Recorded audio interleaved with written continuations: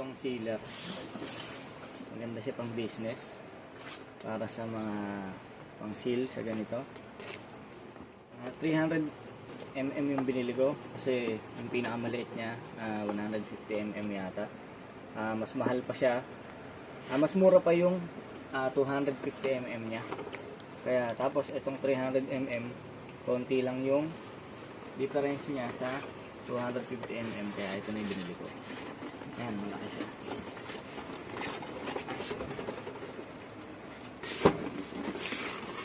Ito. Ayan. Ayan siya. May kasama siyang manual.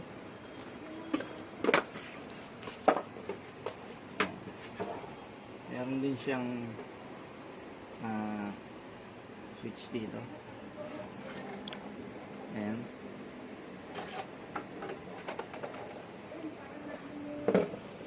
Try natin.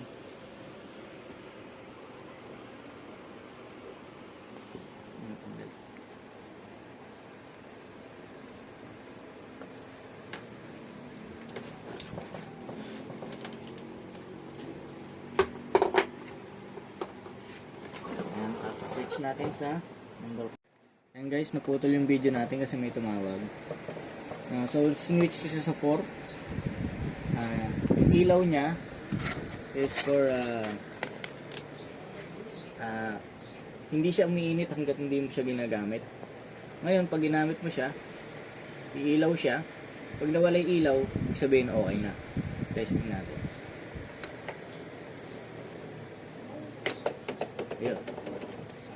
Okay na siya. Na. Ito ko sa inyo. Ayan. Okay na siya. Ayan, yung product link po, tingnan nyo lang sa description para makabili kayo sa nabilang ko din. Thank you.